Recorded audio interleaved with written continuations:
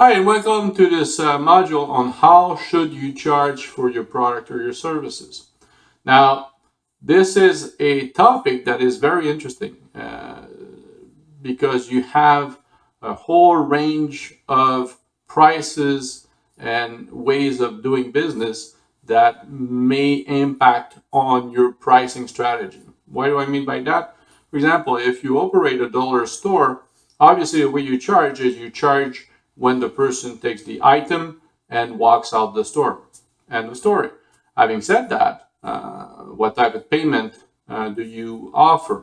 Do you offer credit cards? Do you offer debit, cash only, check? Obviously, we know that in those businesses they don't offer checks. And why is that important for a smaller ticket item? Because usually their profit margin are not necessarily very high. So having to offer credit cards purchase will eat away at that profit margin. Credit card typically run between 1 to about 4%, depending on where you are, what type of banks you deal with, what type of credit card you use. So you have to think about whether or not you want to use that.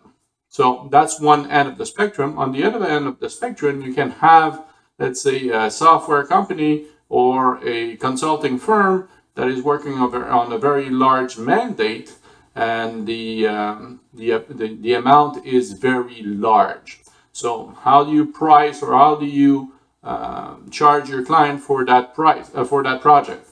Now, one of the ways is to segment into milestones your project with deliverables. That's a very safe way of trying to minimize your non-payment action by your clients.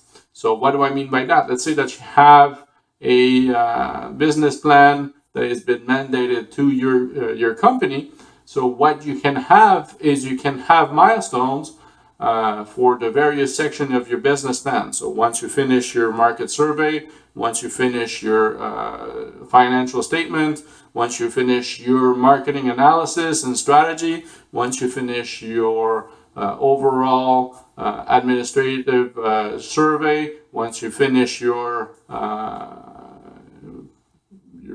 place where you want to build your operational analysis as well would be another one. So as soon as you finish those milestones, what you can do is you can invoice your clients, and you can continue the project once your client is paying you.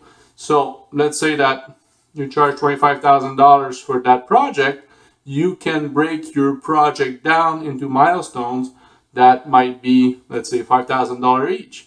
So there's less risks associated with non-payment. Obviously, we don't eliminate it, but we make sure that it's a lot smaller, and there's less of a barrier for your client to do business with you. Now, obviously, if you're well established, you have a lot of portfolio, you have a lot of clients, then you can pull a little bit more towards your side. You can say, well, okay, this is the price, and we're going to ask 50% up front, and then we're gonna 50% at the end. Well, 50% of $25,000 is $12,500, so that's still a very big amount. Some companies might be able to pay it because they have a track record with you. They did their due diligence, and they're comfortable with you. But if there are smaller company and you're not as big, that might be a problem. That might be a reason why the company might hesitate to embark into the project. Now, if you do that with smaller amount, then the company might say, okay, let's try it. There's less at risks. We can build a relationship, and I will be able to see how that provider is working. So that might be one way of doing things to secure your business relationship and secure against non-payment. All right. Hopefully that module is helping you.